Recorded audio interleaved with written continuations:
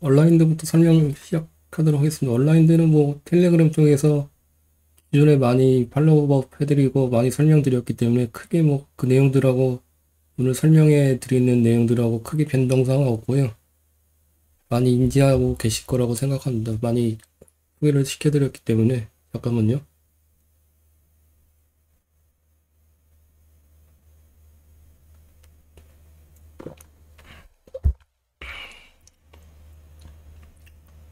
일단은 유의사항, 안내사항 확인해 주시고요. 많이 말씀드렸으니까 생략하도록 하겠습니다. 온라인드는 이제 간단하게 예를 설명드리면은 생명과학과 분자진단에 관한 기술과 제품을 개발하고 있습니다. 주로 이제 바이오, 광학, 전기전자, 뭐 소프트웨어 등의 융복학 기술을 기반으로 하고 있으며 주요 제품은 이제 크게 세 가지 이제 포함하고 있습니다. 자동 세포 카운팅 시스템, 좀 생소한데요. 자동 세포 카운팅 시스템, 생체 조직 투명화 및 이미징 시스템, 디지털 세포 이미징 시스템으로 편의성 및 신뢰성, 안전성 서침에 높은 성능을 보이는 제품을 제조하고 있습니다. 그러니까 쉽게 말하면 그냥 기존의 그 수동식 현미경을 자동식으로 대체하는 겁니다. 이제 그리고 동사는 이제 제품 판매 및 고객 지원 마케팅을 위해서 미국 쪽의 법인 쪽 자회사하고 프랑스 쪽의 법인 자회사가 있습니다. 여기서 직판을 하고 있고요. 나머지는 이제 나머지 유럽이나 기타 이제 국가에서는 어, 유통망을 갖고, 그러니까는 ODM 방식으로 해서 납품하고 있습니다. 그래서 여기는 직접 판매를 하고 있고, 여기 미국 법인하고 프랑스 법인, 나머지는 ODM식으로 유통망을 통해서 판매를 하고 있다고 보시면 되실 것 같습니다. 그래서 해외 자회사 및 각국의 판매망은 해당 지역에서 제품별 독점적 판권을 가지고 있어서 마케팅 판매, 고객 지원의 업무를 수행하고 있습니다. 여기서 중요한 것이 이제 고객 지원인데, 여기 해당 제품을 판매하면은 후속으로 이제 소모품이 발생되거든요. 소모품 매출 비중이 제품 매출이 높아질수록 소모품 매출 금액도 높아지는 그런 좋은 현상을 보이고 있습니다.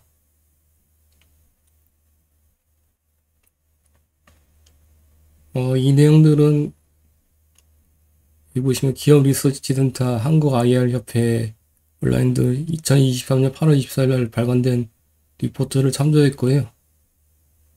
자동세포 카운팅 시스템은 크게 장비와 이제 소모품 및 액세서리로 구분되며 당사의 제품군은 혈액 분석기, 유세포 분석기, 자동 및 수동 세포 카운팅 시장을 목표로 합니다.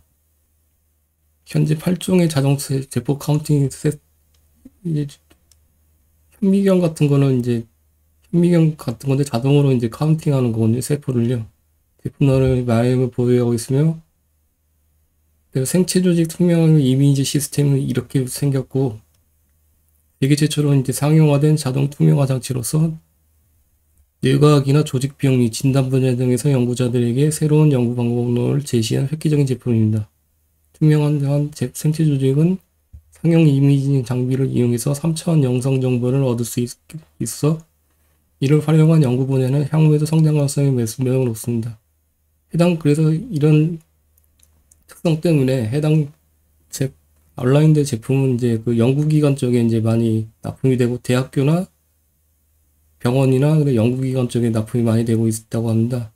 그리고 그런 특성상 4분기에 이제 그 연구기관이라 그러는데 예산 집행이 많잖아요. 그렇기 때문에 4분기가 최성 수기인 특성을 갖고 있습니다. 실제 매출 같은 게. 그 다음에 세 번째는 제품은 디지털 세포 이미징 시스템인데 생명과학 연구 분야에서 널리 사용되는 형광영명의 모든 핵심 요소를 디지털화한 혁신적인 세포 관리, 관찰 및 분석 장비입니다. 기존의 아날로그 현미경의 복잡한 구성 유닛들을 단일 시스템으로 통합하고 다양한 기능의 분석 소프트웨어를 탑재 기본해서 사용자의 편의성을 극대화한 제품이라고 합니다. 그래서 기존의 이제 아날로그 방식의 현미경 시장을 대체할 것으로 전망하고 있다고 하고 있습니다. 회사에서는 자동 세포 카운터 시장 현황. 자동 세포 카운터는 다양한 종류의 크기의 세포는 이제 광학 장치와 디지털 카메라를 통해서 이미징화 시킨 후에 영상 처리 기술로 세포의 농도, 개수, 크기, 생사 여부 등을 분석하는 장비입니다. 그 다음에 바이오 의약품, 줄기세포 등등 개발 분야에 활용되고 있으며 혈구개 쓰기, 분광 강도계 등등을 포함하고 있습니다. 내용들이 이제 생소하죠. 기존에 이제 현미경으로 직접 이제 수동으로 보던 것을 자동으로 이제 카운팅해주고 이제 이런 것들을 분석해주는 장비들이라고 보시면 되실 것 같습니다.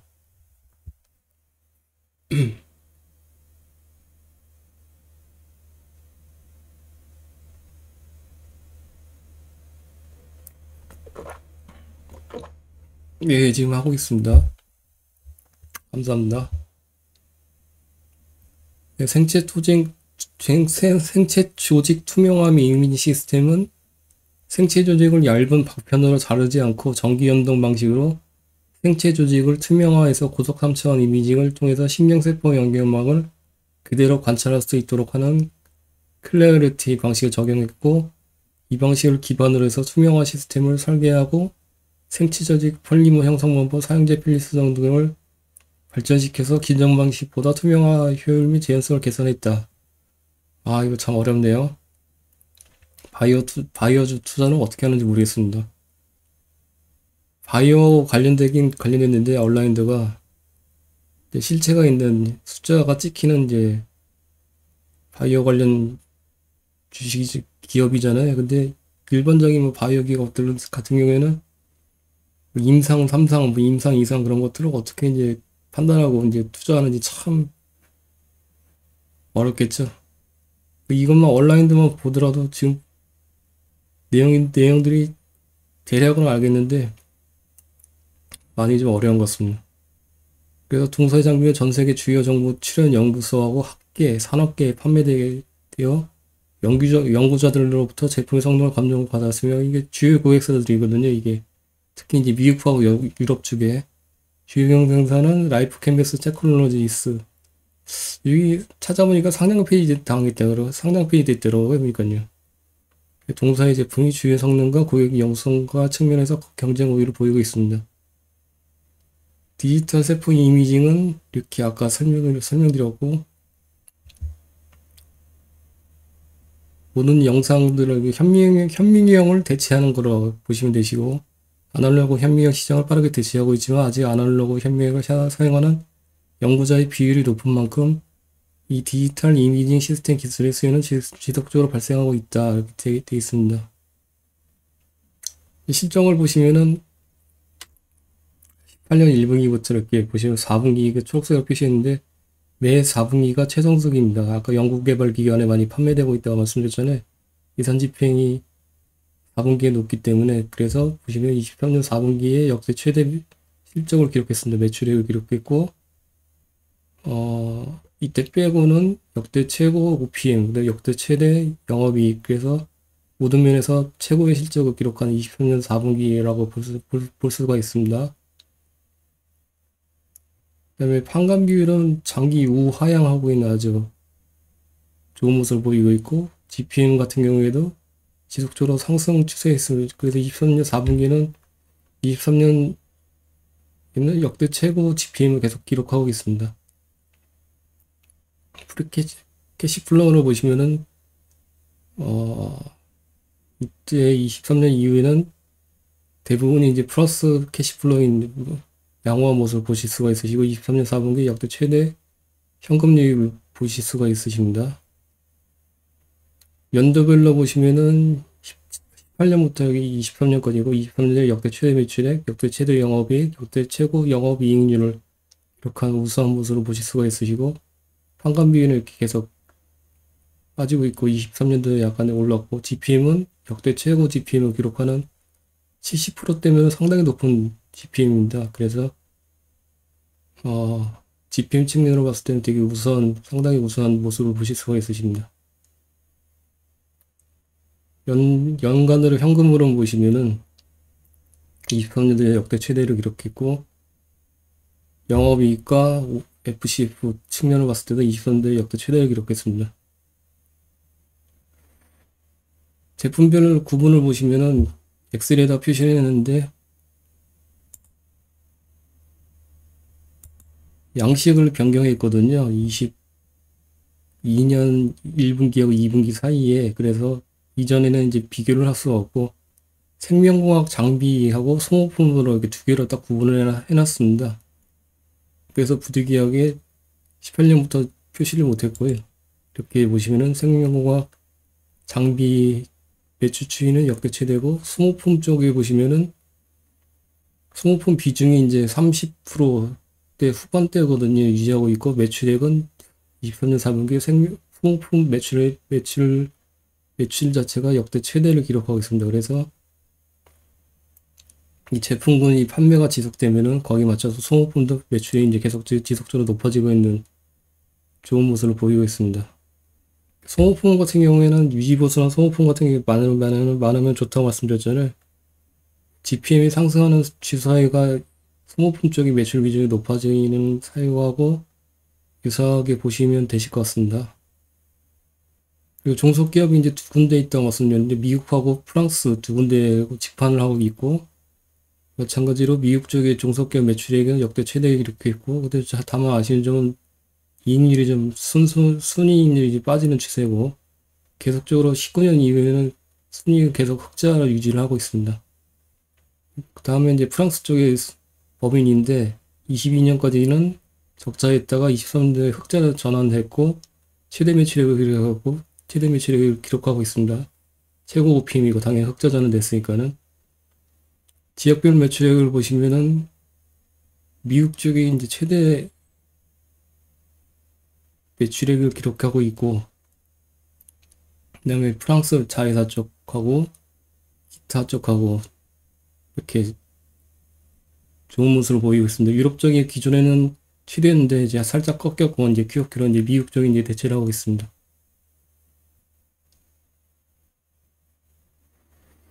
이거 서머피셔 사이언티픽이라고 이제 미국 증시에 상장된 기업이 있는데, 이제 그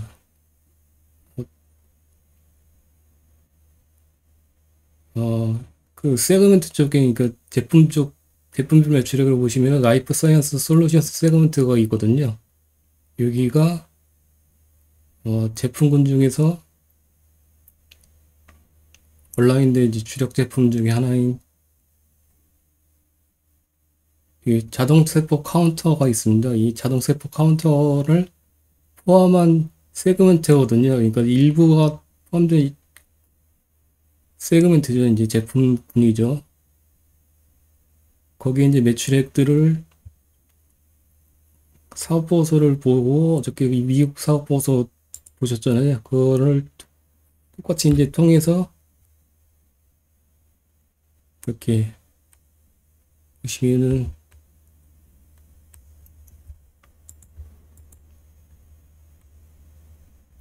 터모피셔 사이언티픽 사업보고서고요. 바이오 프로덕션 비즈니스의 셀 컬처라고 있습니다. 그래서 라이프 사이언스 솔루션 세그먼트에 포함되어 있고, 라이프 사이언스 셀 컬처의 카운테이스라고 있습니다. 자정세포 카운터 모델. 그래서 이 해당 부분에 해당되는 이 세그먼트에 대한 해당되는 부분의 매출액, 분기별 매출액들을 이렇게 다 분기별로 발표했습니다. 그러니까 총 매출액이고, 이제 이 서머피처 사이언티픽 총 매출액이 추이고, 그래서 이거 차트화를 시켰는데, 이게 이제 주황색이 총 매출액이거든요. 그중에 이제 자동세포 카운터가 포함된 라이프 사이언스 솔루션 세그먼트의 매출액 추이입니다. 이렇게 추세가 지금 이렇게 이어지고 있고, 100만 달러 단위입니다. 비중은 이제 이쪽에서 40%대까지 차지하고 있다가 최근에 계속 이렇게 하락하고 있습니다.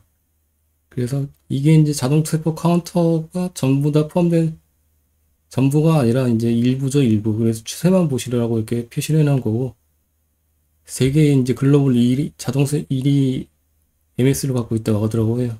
자동세포 카운터 쪽에서, 서머피셔 사이언티픽. 그래서 매출액을 추이를 비교해 보니까는 이제 파란색이 이제 서머피셔 사이언티픽의 자동세포 카운터 펀드 라이프 사이언스 솔루션 세그먼트 매출액 추이고요. 100만 달러고 이거는. 그다음에 온라인대 매출액 추이를 이렇게 비교해 보실 수가 있으십니다. 그 추세만 보는 거죠. 일단은 이거 1위니까는 정확한 비교는 되지 않겠지만은 계략적인 이제 비교를 보실 수가 있으십니다. 그다음에 수출 비중이 이제 거의 90%대 고요. 온라인드는 재고자산 같은 경우에는 보시면은 회전율 같은 게 양호하게 보이고 있습니다.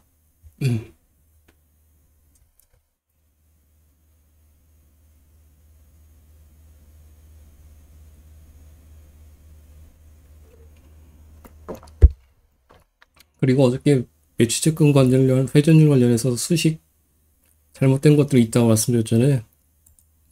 아까 다시 한번 확인해 볼 거예요. 이거는 제대로 걸려 있나?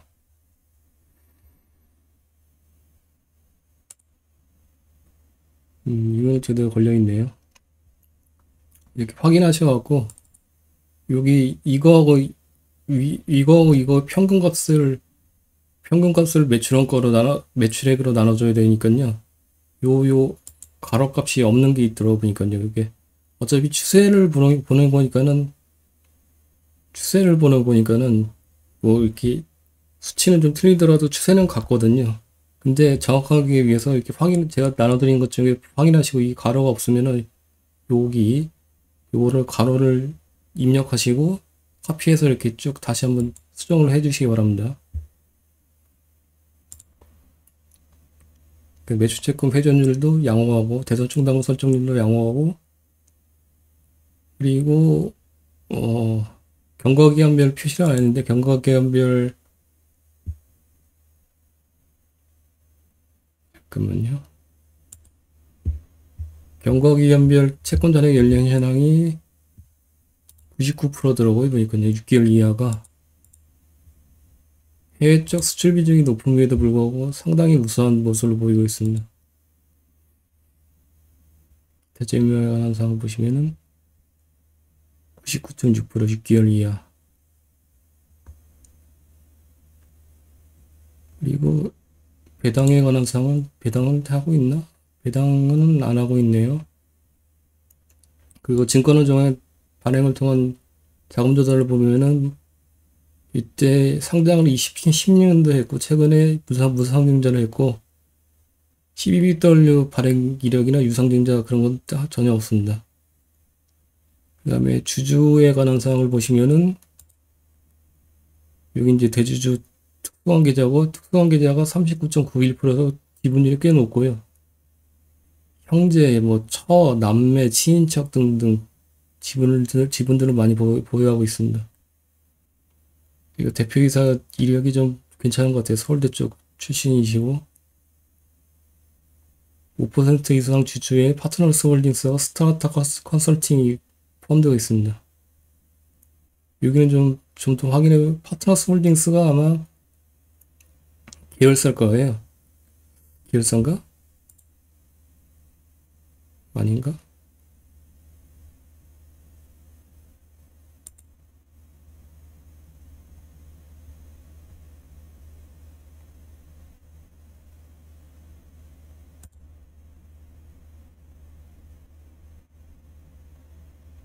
스트라타 컨설팅 사내이사니까 여기 계열사고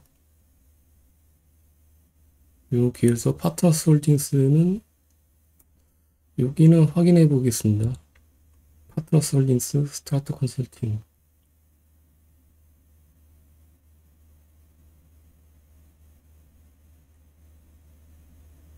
뭘 확인하겠네. 그리고 정인철 대표이사가 70년생이라고 나이가 좀 젊어요 보니까요. 그래서 뭐 상속 이슈나 뭐 그런 거 승리 이슈 이런 거 아직까지는 없고 거의 시장에 알려지지 않은 생선 소유주인데 보시면 실적이나 뭐 내용들이 좀 괜찮은 것 같습니다. 그래서 주가는 보시면은 최근에 좀 꾸역꾸역 오르긴 올랐는데 월봉으로 보시면 거의 뭐 움직이지 않고 있습니다. 이렇게 이런 식으로. 그래서 거의 다 소외된 바이오 관련 주식이라고 보실 숫자가 찍히는 우수한 바이오 기업이라고 보시면 되실 것 같습니다. 이상으로 온라인드 설명을 마치도록 하고요. 한라 IMS 설명드리도록 하겠습니다.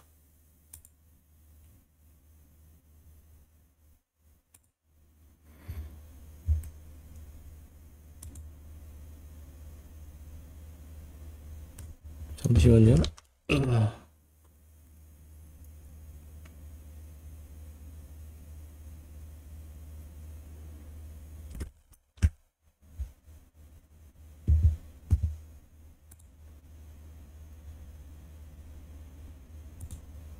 한라 IMS를 잠깐 소개를 시켜드리면은 자기 주식수가 좀 있고요. 중간중간에 보시면 이익 소각을 중간중간에 꾸준히 해왔던 이력이 있는 기업입니다. 최근에도 자사주 소각을 했던 이력이 있습니다. 잠시 보시면은 일단은 증권회반을 통해 자금 조달을 보시면은 무상증자 21년도에 했고 유상증자 이력이 없고 12BW 남은 것들이 없습니다. 교환사채는 21년도에 발행했었고 현재는 남은 것들이 없고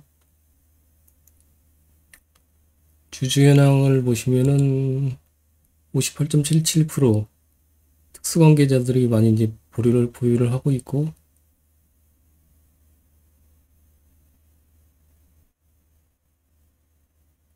미래하이테크가 10.17% 미래하이테크 이게 계열사 같은데 잠깐 볼 거예요. 미래하이테크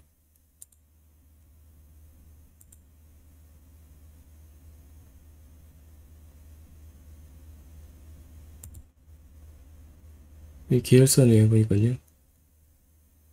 미래하이테크 대표이사의 친족이 공동으로 지배력을 행사하고 있습니다.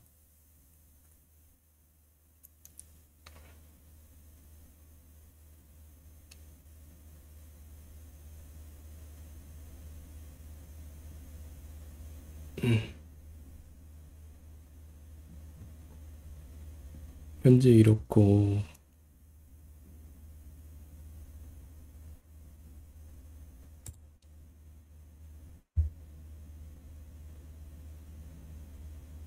프린트시로 넘어가면 사전 안내사항, 주의사항, 유의사항 확인하시고요.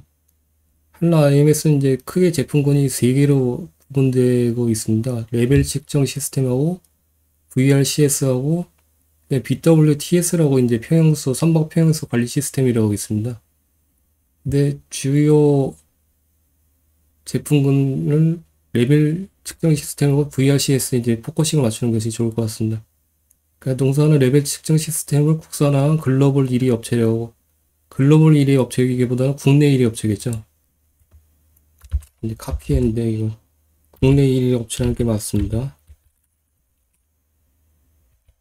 2014년에 세계 1등 상품으로 선정되었고 생소한 조선 기자재 업체라고 보시면 되시고 동사는 레벨 측정 시스템으로 선박용 원격 이 제품군에 안에 이제 세부 매출 제품군이 3가지가 또 있는데 선박용 원격 자동 측정 시스템, 선박용 원격 자동 경보 시스템, 일반 경보 측정 시스템을 공급하고 있습니다. 사업 보고서에 보시면 이 3가지로 이제 구분이 되어 있거든요. 주요 매출 및 상황의 선용 원격 자동 측정 시스템, 경보 시스템, 일반 경보 및 측정 장비 이 3가지를 레벨 시스템이라고 보시면 되십니다. 레벨 시스템. 그 다음에 이게 밸브 원격 자동 개표 시스템이 VRCS라고 하고요.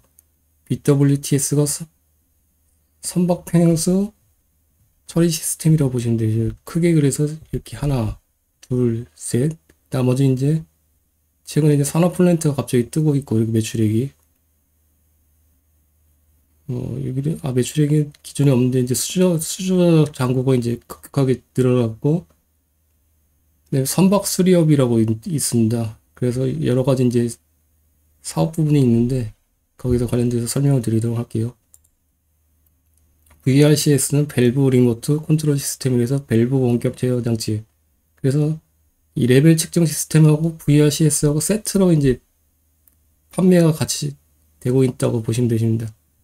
동사의 주력 제품 매출 품목은 레벨 측정 시스템하고 VL 측정 시스템인데 관련 선박 종류가 탱커선이라고 있습니다. 탱커선은 유조선이거든요. 그래서 이 동사 제품에 유체가 있으면은 유체 측정 및 경보가 관련되어 있어서 유체를 운반하는 탱커선의 그 유조선 쪽에 수요가 집중되어 있습니다. 그래서 최근에 탱커선 이제 발주가 시작됐잖아요. 근데 22년이나 뭐 그때는 탱커선이 발주가 되게 상당히 낮았어요. 그래서 실적이 이렇게 좋지 않았었는데 이 레벨 측정 시스템 관련해서 스토리를 좀 설명을 드리도록 할게요. 일단은 탱커선 쪽하고 이제 연계관계가 실적이 이게 높다고 보시면 되시고 레벨 측정 시스템하고 VRCS하고 잠깐만 뒤쪽에 보시면은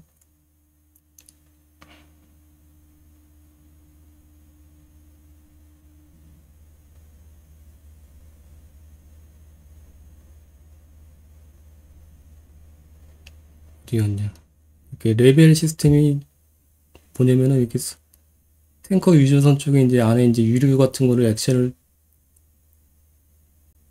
싣고 이제 운반하잖아요. 그래서 선박 소유 계측 시스템 탱크는 이제 화물 유류 쪽에 이제 특화되는 거죠. 거의 연료, 평형수, 근데 식수 같은 액체의 수위 및 양, 온도 등을 계측하고 제어할 수 있는 장비입니다. 이렇게 달려 있어갖고 그래서 탱커 쪽에는 이 레벨 시스템이 필수적이라고 보시면 되시고요.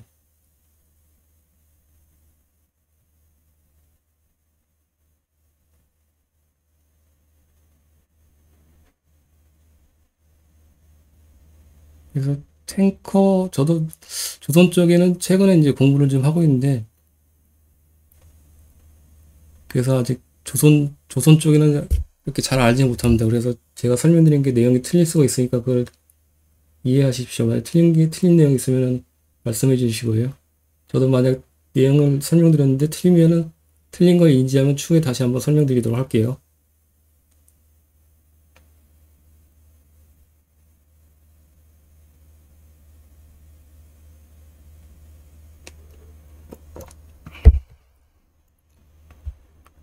탱커라는 거에서 이제 주목을 하셔야 될 필요성이 있는데 관련 내용들을 잠깐 같이 보시도록 하겠습니다.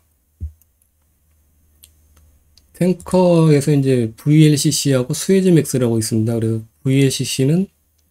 VLCC 들어보셨을 거로 생각하는데 베릴리라지 크루드 오일 스캐리어라고 하고 초대형 원유 운반선이라고 합니다.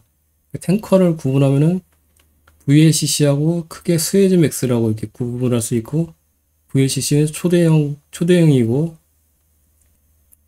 그다음에 스웨즈 맥스라고 있습니다. 스웨즈 맥스는 그 스웨즈 운하를 통과할 수 있는 크기의 선박 유조선 선박이라고 보시면 되시고 VLCC의 기사 내용을 보시면은 VLCC의 한 절반 정도의 용량을 갖고 있다고 하고 있습니다. 그래서 탱커는 이제 VLCC하고 스웨즈 맥스 이렇게 구분하시면 되실 것 같고 그 밑에 또 하단급의 VLCC의 절반 크기인 스웨즈 맥스. 그런데 탱커가 이제 22년도나 21년도에 코로나 팬데믹 이후에 이제 발주가 많이 지체됐던 사이는 선주가 이렇게 돈이 없었다고 합니다. 그런데 최근에 이제 VLCC가 이제 연령이 최대 이제 5년인데 그 5년이 거의 다 차기 때문에 25년도에는 이제 공급이 부족한 현상이 발생되고 있다고 하고 있습니다. 그래서 최근에 이제 이 VLCC를 발주를 하려고 하면은 선사가 돈이 있어야 되잖아요. 그래서 VLCC의 운임이 중요한데 VLCC 운임을 보시면은 최근에 이제 지속적으로 상승 추세를 보이고 이 내용들을 보면은 25년까지는 VLCC 운임이 지속적으로 상승할 수밖에 없다고 설명되어 있습니다. 그래서 최근에 이제 기존에는 이제 그 탱커 쪽에 이제 발주가 중국 쪽이 단가가 싸거든요. 여기 보시면은 중국 야드를 아직 선호하는 이유는 당연하지만 가격 때문이다. 23년 12월 기사거든요. 그래서 중국적으로 대부분이 탱커가 발주가 됐었는데, 최근에는 이제 도크가 이제 거의 다 차왔고, 한국 쪽밖에, 조선 쪽밖에 이제 선택지가 없다고 하고 있습니다. 그래서 최근에 이제 뉴스 플로우를 보시면은 탱커 발주가 한국 쪽에 선사 쪽으로 많이 이제 발생 중에 있습니다. 현재 그런 현황이고,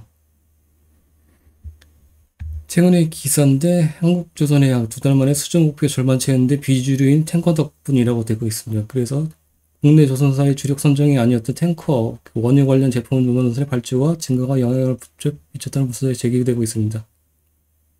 한국조선해 올해 내용이거든요. 초대형 원유 선박 VLCC를 발주했다. 그리고 올해 이제 VLCC 발주가 크게 늘 것으로 이제 전망되고 있다고 합니다. 특히 업계는 회사가 3년 만에 VLCC 건조 계획을 체결한 점을 주목해서 3년 만에 VLCC 아까 스웨즈 막스라고 말씀드렸잖아요. 이게 초대형이고 이제 이게 절반 크기에 관련된 탱커고, 그동안 이제 국내 조선업계 VLCC 수주에 적극적으로 나서지 않았습니다. 이게 중국과 이제 가격 경쟁 때문에 그러겠죠. 주로 이제 LPG나 LNG 운반선에 이쪽에 집중했었는데, 최근에 이제 VLCC 수주 잔고가 남은 건조량이 비중이 급감하고 러시아 우크라이나 전쟁 폭풍으로 장거리를 운송해야 하는 원유량이 늘면서 VLCC가 크게 늘 것으로 전망되고 있습니다. 그래서 최근에 기사인데 초대형 탱커 시대가 오고 있다고 합니다. 코로나19 확산 이후에 국내 조선업계에서 사라졌던 VLCC 일명 초대형 탱커 수주가 살아나고 있습니다. 중국 조선사들이 이제 슬롯이 2027년까지 꽉 채워지면서 상한이 이제 급변했습니다.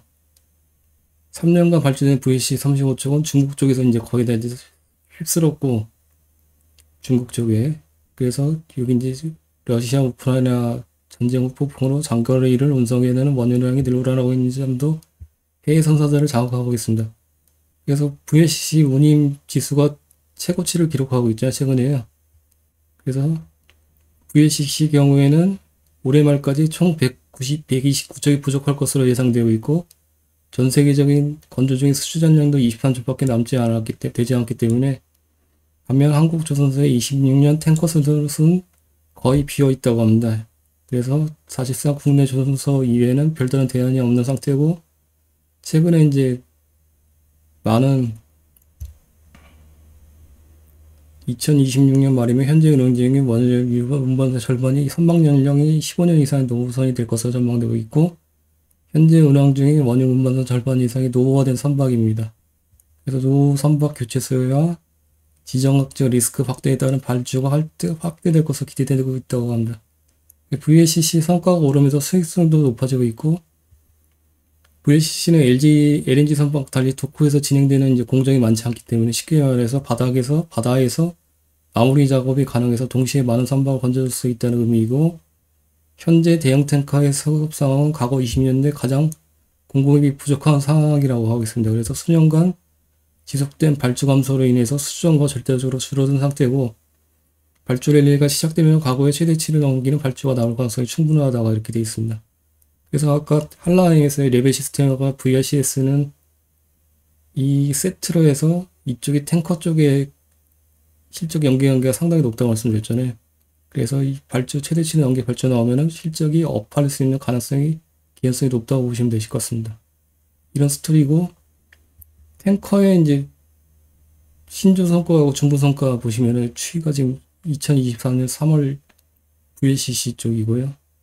5년 평균이고, 스웨즈 맥스 쪽이고, MR 탱커 이렇게 지속적 상승 추세를 보실 수가 있으십니다. 그리고 VLCC 월별 발주 추이를 보시면은 초대형 유효선이에요. 2023년도에 이렇게 추세가 이어지고 있고, 2020년도에 그 이전에 2020년도에 이렇게 추세가 있는데, 이거는 이제 중국 쪽이 많이 갖고 왔다고, 거의 대부분이 갖고 왔다고 보시면 되지, 20년도에. 근데 선박 건조 기간이 보면은 대략적 확대된 게 2년이나 3년 정도더라고요, 그러니까요. 그래서 선박 건조 타임라인을 보시면 하이즈 투자증권의 이 리포트 최근 거에 보시면은 파란색이 가장 최근에 수주한 물량들이고 여전히 중국이 채우고 있다고 보시면 되시고, VLCC 인도의 스웨즈맥스는 이제 VLCC의 절반이 이제 탱커잖아요. 이렇게 추세가 이렇고 지금 현재 24년도, 25년도 이게 선박 인도 타임라인이죠, 이게.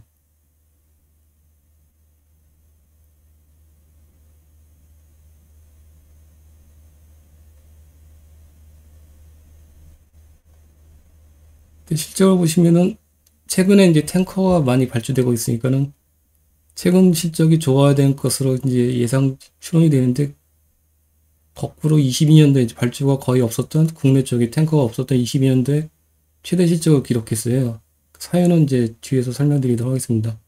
추세는 보시면은 23년도에는 실적이 평이합니다. 22년도에 이제 YY로 많이 꺾이고 있는 모습을 보여서 왜 이렇게 소개를 시켜드리는지 의아할 텐데,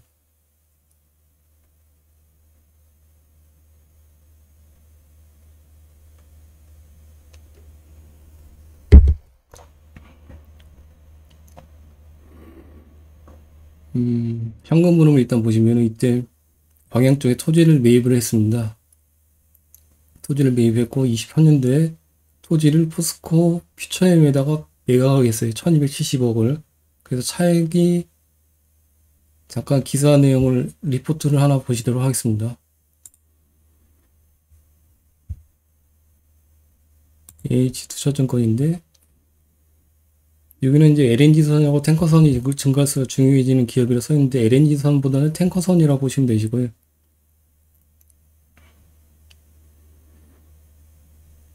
한라 IMS는 21년도에 2월에 광양부지를 521억 원에 매입을 했습니다. 19만 2천 평을. 근데 23년 6월에 신규 사업에 필요하지는 일부를 1230억 원에 매각을 했어요. 그래서 차익이 이제 여기서 두 개 800억 정도 발생했고, 근데 500억 원은 차입금 상환에 사용했고 300억 원이 지금 현재 남아 있습니다. 약간 재무상태표를 보시면은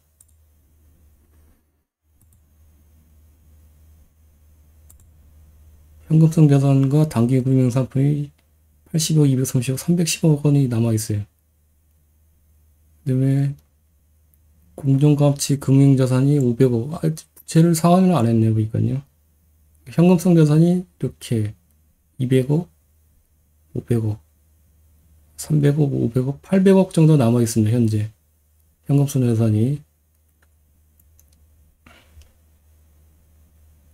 부채는 590억인데,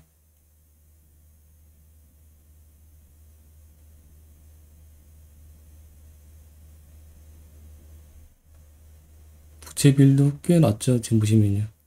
600억에 1600억이면 600억은 나누기 1600억 하면은 한 40% 정도 되나요?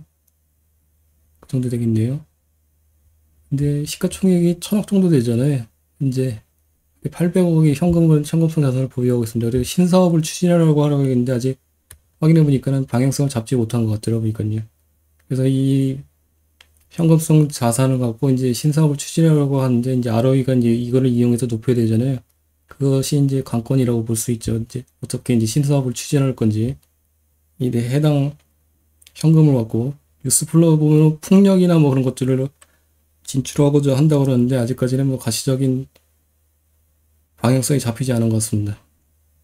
스토리가 이렇고, 그래서 이렇게 프리캐시플로우나 캐펙스 같은 거 이렇게 모습은 토지 매입값 차액이라고 보시면 되시고, 프리캐시플로우가 확 높아진 사유가 이것 때문에 그렇습니다. 손익을 보시면 22년도에 역대 최대를 기록했는데, 이거는 이제 탱커 쪽하고 시야하고 정반대의 모습이죠. 이때 가장 안 좋은데 매출액이 가장 높았던 사유가 있습니다. GPM 추세고 현금비율 추세고, 아까 프리캐시플로는 이제 광양 토지 쪽에 이제 매입하고 매각 때문에 이렇게 이런 특징적인 모습이 보인다 이렇게 보시면 되시고,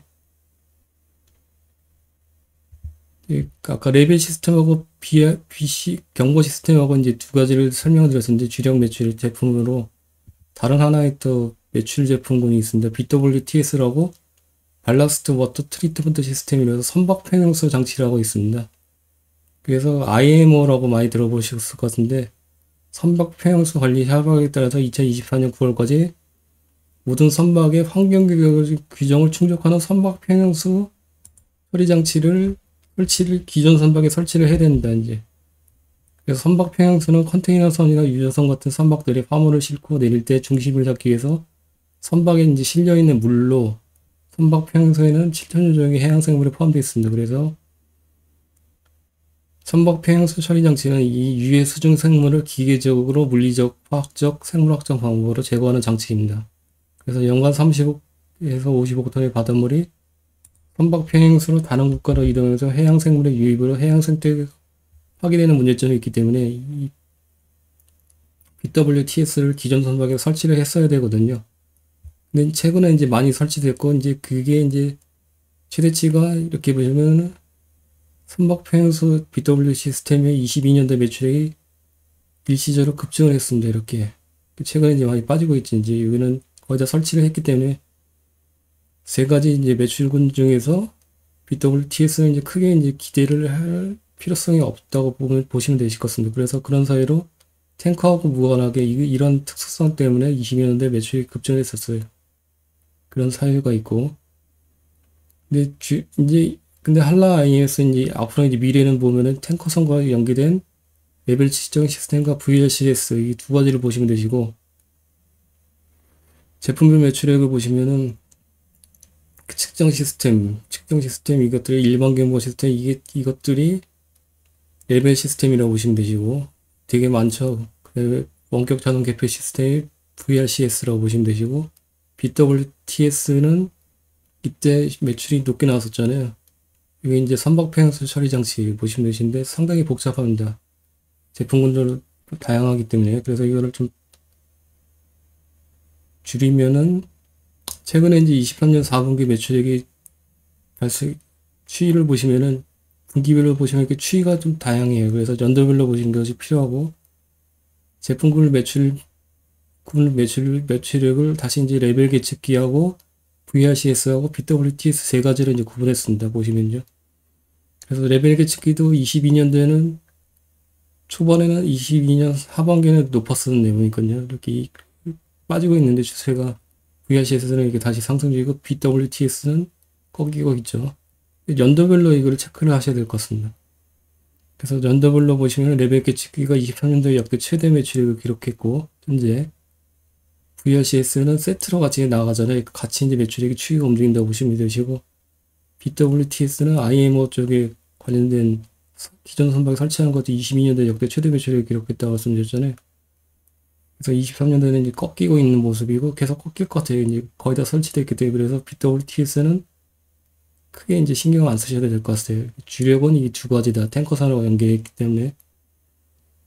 아까 선박 평형수 레벨 측정 시스템, 선박 수위 계측 시스템 아까 설명드렸었고, 이렇게 위조선에 사용되는 주요 사유가 이것 때문에 그렇습니다. 그리고 이제 광양 쪽의 모습이거든요. 플러팅 도포 진술을 했다고 하는데 이거를 제가 확인을 못했어요. 이게 제품을 납품한 건지 아니면 이거를 사용하는 건지. 그래서 이거는 다시 한번 확인한 다음에 말씀드리도록 하겠습니다. 아까 광양 부지를 매입했다가 일부 부지 남겨놨다가 했잖아요. 보시면요. 이 암벽이고 여기서 이제 선박 수리를 기존 선박 수리하는데 기존 국내에는 이런 데가 거의 없다고 하겠습니다. 분석부 리포트에 보시면 이제 세 군데가 있는데 그 중에 한 군데라고 하고 있고 현재 한라 IMS의 추가적인 이제 매출 사항을 보시면 선박 서비스 수리업이 있습니다. 여기 이제 매출액이 부분 수익을 보시면은 23년도 사업보고서 내용이거든요. 전체 매출액 중에서 한 8분의 1 정도 이제 발생 중에 있고 여기는 임대료 확인해 보니까는 선박 서비스 수리하고 이 매출 중에 110억 중에서 50%가 선박 수리업이고 50%는 임대 쪽에 부지임대 쪽 매출액이라고 하겠습니다. 이렇게 보시면 되시고. 근데 이건 핵심은 아니죠. 일단 이런 내용도 있다 그냥 보시면 되시고. 이 광양사업장, 그리고 선박들이 이게 도킹을 해서 수리를 받고 있다고 보시면 되시고. 이게 카카오 맵이거든요. 23년 8월, 23년 10월 전경이고. 그다음에 비용의 성격별 분리를 보시면 22년도에 이제 급증했는데, 주요 사유는 여기 보시면 외주가공비입니다. 외주가공비. 외주가공비가 근데 22년도에 급증했는데 꺾이고 있잖아요. 그래서 이 외주가공비가 지속적으로 이제 빠지는지 그게 이제 중요하잖아요. 비용 중에서. 그래서 확인해 보니까는 외주가공비하고 어떤 거하고 총 비용 중에서 16%까지 높아졌었어요. 근데 지금 8.1%까지 빠졌잖아요. 근데 뭐 때문에 그런지 확인해 보니까 코리레이션 체크해 보니까는 한라이뉴스에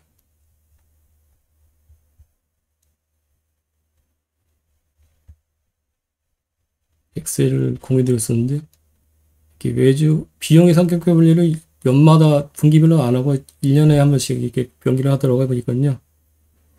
코리레이션을 걸어보니까 BW 시스템하고 93.2%예요. 이제 이거하고 연결됐다고 됐고, 그래서 주담분한테 확인해 보니까 맞다고 하더라고요. 이 외주광비는 선박 평행소 시스템 BWTS 시스템하고 연계됐다고 보시면 되시고, 지금 이제 매출액이 꺾이고 있잖아요. 꺾이고 있는데 이 매출이 꺾이니까 외주광비가 같이 꺾이는 추세를 보이고 있습니다. 그래서 BWTS 시스템의 매출액이 높지 않으면 외주광비도 발생이 높지 않다고 보시면 되시고요. 그래서 BWTS 시스템은 이제 거의 다 이제 되게 기존 선박들이 많이 설치를 했기 때문에 이제 매출액이 많이 빠질 거라고 말씀드렸잖아요. 그렇기 때문에 외주광비도 같이 빠진다고 보시면 되시고, 비용 측면에서는 매출 측면에서는 불리하지만은 비용 측면에서는 유리한 그런 아이러니한 상황을 보이고 있습니다. 판관비 취이고, 판관비에서는 급여가 이제 가장 높고, 이제 지급 수수료, 그다음에 경상연구 개발비, 계속적으로 매출액이 높아지니까 추세가 같이 높아지는 추세라고 보시면 되시고, 지역별 매출액을 보시면은 아직까지는 한국 쪽에 가장 높고, 주요 고객사가 현대중공업이라고 하겠습니다. 그다음에 중국 쪽 매출 비중도 꾸준히 있는데, 선 차트로 보시면 국내 쪽이 추세고 중국 쪽 추세가 있습니다. 중국 쪽에는 매출이 크게 뭐 임팩트하게 높아지지 않았잖아요. 근데 아까 탱커 쪽 관련해서 이제 시향을 설명드렸잖아요. 과거에 22년도, 20년도, 21년도 탱커 발주는 중국 쪽에 싹쓸었다고 말씀드렸잖아요. 재고자산 같은 경우에는 회전율은 약간 하단부에 위치하고 있어갖고 좀 리스크 있게 모니터링을 해보실 필요성이 있으실 것 같고, 주식권 관련해서는 대선 충당감이 조금 높아지고 있는 상황입니다. 그래서 이거는 좀 체크해 보실 필요가 있으신데, 회전율은 뭐 양호합니다. 그 다음에 6개월 미만이 97% 이상이기 때문에 크게 이상 없고요. 현재 보시면요. 수주잔고가 이제 미래잖아요. 수주잔고가 역대 최대를 기록했습니다. 23년 4분기에. 근데 제품군이 많으니까 좀 헷갈리는데 이거를 좀 간추려 봤습니다. 일단은 노란색이 가장 높은데 밸브 원격 자동 개폐 시스템 VRCS고, 그 다음에 특징적인 게 산업플랜트 기계 시스템이 이렇게 갑자기 툭 올라갔어요. 보시면 이거 설명을 드릴게요. 산업플랜트는 대만 쪽으로 해서 이제 최근에 255원이 됐는데, 입찰을 봐서 낙찰을 받았다고 하겠습니다. 그래서 이거는 요 초록색 산업 플랜트는 일회성으로 보시면 되실 것 같아요. 그래서 여기는 크게 의미를 부여하실 필요는 없으실 것 같고, 확인해 보니까는 입찰 통해서 수주를 받았기 때문에 중간중간에 그런 것들이 있으니까는 연속성이 있다고 보시면 볼 필요성 없을 것 같습니다. 그래서 여기서 중요한 거는 이 VRCS하고 레벨 시스템이겠죠. 수정거가. 그래서 제품군별로 이렇게 구분을 했는데, 분기별로 이게 산업 플랜트 노란색은 신경 쓰지 마시라고 말씀드렸고, 탱커하고 관련된 게 이제 레벨 계측기하고 VHS잖아요. 수주정거가. 분기별로 보시면 23년 4분기에 두 개를 합하면은 역대 최고를 기록하고 있습니다. 이게 사유는 텔레그램에도 말씀드렸죠. 탱커가 이제 탱커 쪽 선박하고 관계가 높잖아요. 근데 국내 쪽에는 최근에 이제 발주가 나왔기 때문에 이게 지금 현재 필요한 게 아닙니다. 2년 정도 후에 이제 선박 건조 타임라인을 보면 2년 후에 이제 이게 높게 발생이 되는데 그래서 이상하다 그래서 아무래도 이 타임라인을 보니까 중국 쪽에 이제 탱커향 쪽으로 수주가 는 것 같다 추론이 되고 확인해 보니까는 아까 보여드렸는데 중국 탱커가 과거에 한 2년 전에 싹쓸이 했잖아요. 그게 이제 발주가 나왔다고 관련된 수주라고 하고 있습니다.